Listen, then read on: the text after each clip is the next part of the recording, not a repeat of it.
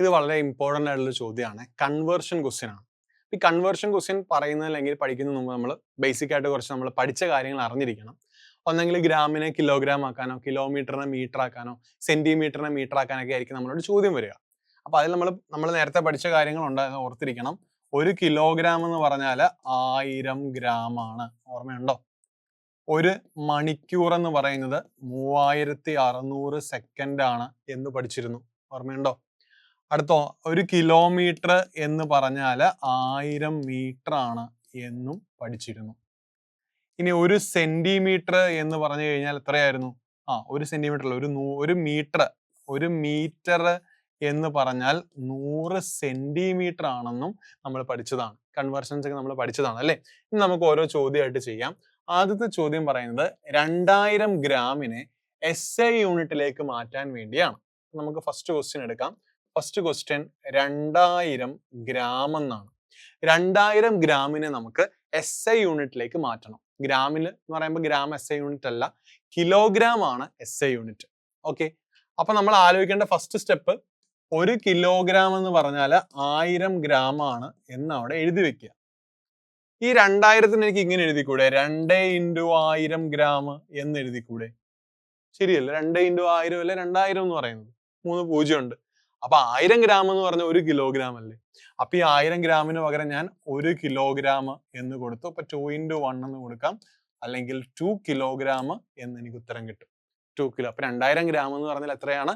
2 kilogram ആണ്.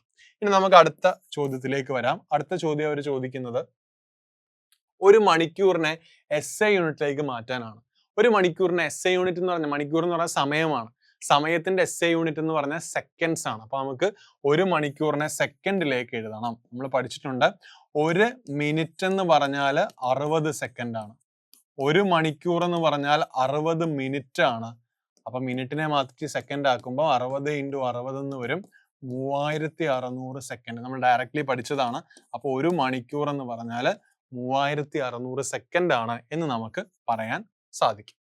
അടുത്ത ചോദ്യം നോക്കാം. 1.5 കിലോമീറ്റർ, 1.5 കിലോമീറ്റർ എന്നാണ് പറയുന്നത്. സി ആണ്. ABC തന്നെ നമുക്ക് കൊടുക്കാം. So ABC. അപ്പൊ എയും ബിയും നമ്മൾ സോൾവ് ചെയ്തു. എയും ബിയും സോൾവ് ചെയ്തു. ഇനി സി 1.5 കിലോമീറ്റർ ആണ്. കിലോമീറ്റർ എന്ന് പറഞ്ഞാൽ നമ്മുടെ യൂണിറ്റ് അല്ല. നമുക്ക് അതിനെ എന്തിലേക്ക് മാറ്റണം? മീറ്ററിലേക്ക് മാറ്റണം. അപ്പൊ നമ്മൾ ആലോചിക്കുകയാണ്, 1 കിലോമീറ്റർ എന്ന് പറഞ്ഞാൽ 1000 മീറ്റർ ആണ് എന്ന് പഠിച്ചിട്ടുണ്ട് അല്ലേ?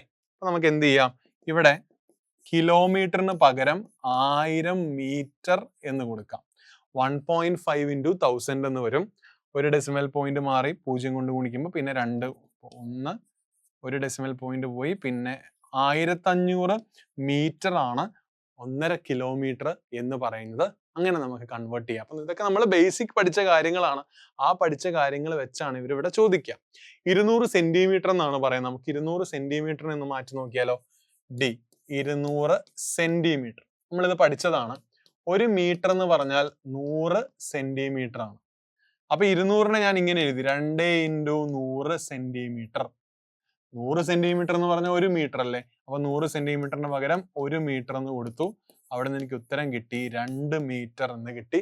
2 metre is the right answer. Okay.